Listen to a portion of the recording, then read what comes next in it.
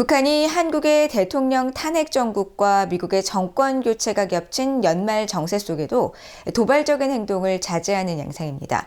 한국의 민주주의 시스템이 북한 주민에게 알려지는 것에 대한 부담, 또 섣부른 개입은 한국 윤석열 대통령의 비상계엄 선포에 일부 정당성을 줄 수 있다는 판단도 할 것으로 분석됐습니다. 김영교 기자가 보도합니다. 한국국가정보원은 지난 19일 국회 정보위원회 비공개 간담회에서 윤석열 대통령의 계엄 선포와 탄핵 소추 상황에도 북한의 남한에 대한 도발 임박 징후는 없으며 동계훈련은 예년 수준으로 진행 중이라고 밝혔다고 여당인 국민의힘 정보위 간사 이성권 의원이 전했습니다.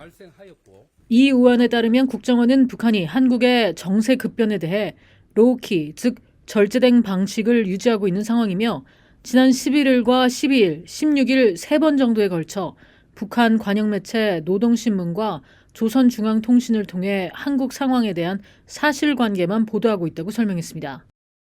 북한은 지난달 5일 단거리 탄도미사일 SRBM 발사 이후 탄도미사일 도발을 중단했고 오물과 쓰레기 풍선 살포 역시 지난달 28일 이후 하지 않고 있습니다. 국정원은 북한의 로우키 대응 이유로 적대적 두 국가론 기조 유지 차원에서 대남 무관심 모양새를 보이면서 현재 한국의 정치 상황이 자신들에게 유리하다는 판단, 또 한국의 민주주의 시스템이 북한 주민에게 알려질 경우 발생할 체제 관리 부담이 있다고 분석했습니다.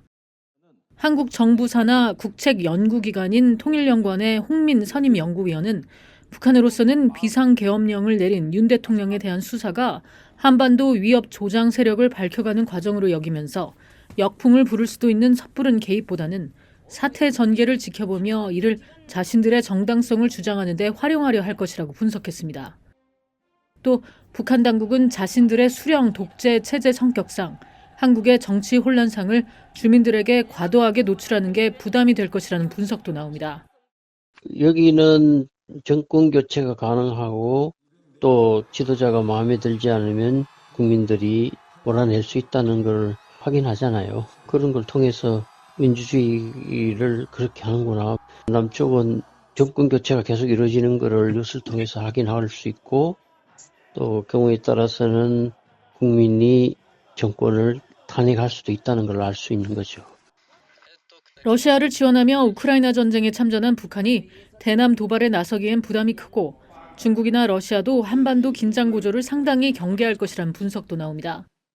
정세 안정을 얘기하는 중국은 두말할 필요도 없고 러시아의 경우에도 시리아에서 지금 아사드 정권이 패주하면서 시리아를 상실하는 상황들이 벌어졌는데 북한이 지금 한반도에서 군사적 도발, 긴장, 충돌 이런 걸 이야기했을 때 해줄 수 있는 게 아무것도 없어요. 오히려 부담만 가중되는 상황 이런 생각이 좀 들죠.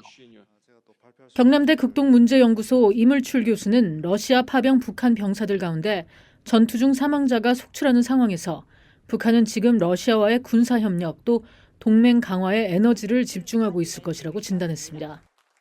VOA 뉴스 김연경입니다.